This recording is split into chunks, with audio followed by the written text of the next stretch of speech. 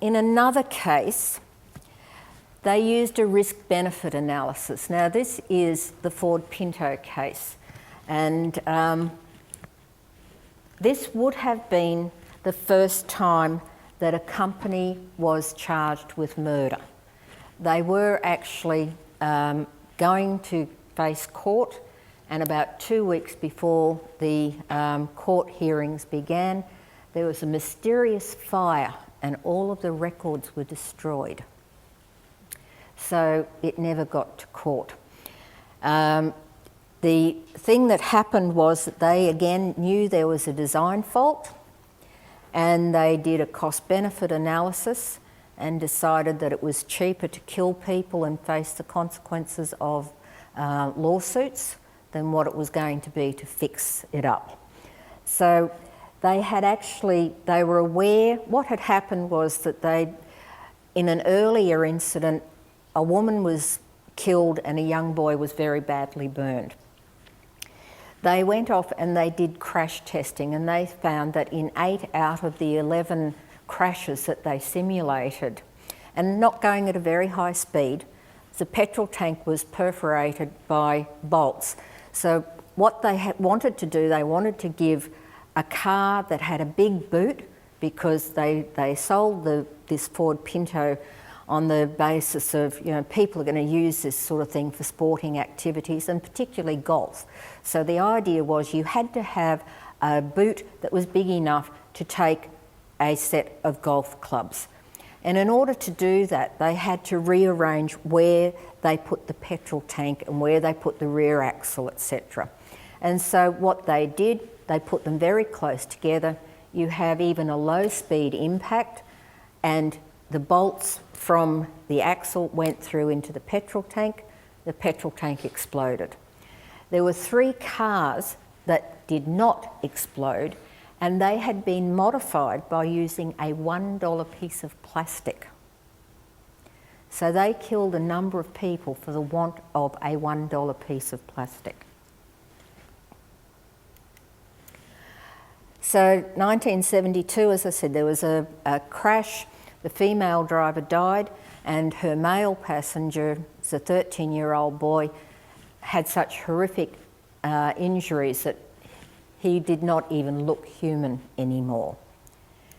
They did not take any action out of that because there was no way that they could be sued. And apparently they had documentation that proved that they went through and talked about it and said, okay, what are we going to do? And because there wasn't any recourse that the families could have, there was a look into whether or not the family of the boy could at least get his medical treatment paid for. They said he couldn't. So they kept going. What happened then was, in 1978, there were 3 young girls in a Ford Pinto. They were stopped at a light. Someone came up and struck them from behind. The car was incinerated. The 3 girls were killed. The state prosecutor was furious at this and actually tried to prosecute the company, and that was when they were going to be charged with homicide. It was the first time ever that that was going to happen. They said that they had compromised their safety for profit maximisation. Sorry about that. They said, quite frankly, safety doesn't sell, and that was a quote from the president of Ford, and they actually have that documented. They used a cost-benefit analysis that showed that it would not be, they didn't think, economically viable. So if they were to make the modification to the equipment that built the car, it was going to cost them $137 million. They estimated that they would have approximately 180 people likely to be killed or burned severely, or killed, and then there were 2,100 being burned. Yeah, and that was going to cost them, on average, $49.5 million. So $137 million is a lot more than the $49.5 million, so it's cheaper to kill and maim people than it is to fix it. In fact, the 180 people was much less than what it turned out to be. They had 500 deaths and 400 injuries that were attributed to that particular design fault. Why they did it? They had a new manager who was determined to make his name in the Ford company, and he said that the cost of production was not to exceed 2,000. He also wanted it only to weigh a certain amount. They worked out that they would have to recall a number of vehicles, they'd have to recall a number of trucks. So they worked it all out, that 11 million for the vehicles, it was going to be, they'd have to modify 11 million, they'd have to modify 1.5 million trucks, and the estimated cost, as I said, was going to be 137 million, and that meant that it was going to be an additional $11 per car. And that took them over the 2,000 limit, and they decided not to do it. Okay, so as I said, the estimated cost per death was 200,000, or that's what they thought it was going to be. The cost per injury, 67. The cost per vehicle was 700. So the societal benefit of doing it was only 49.5. That's how they worked it out.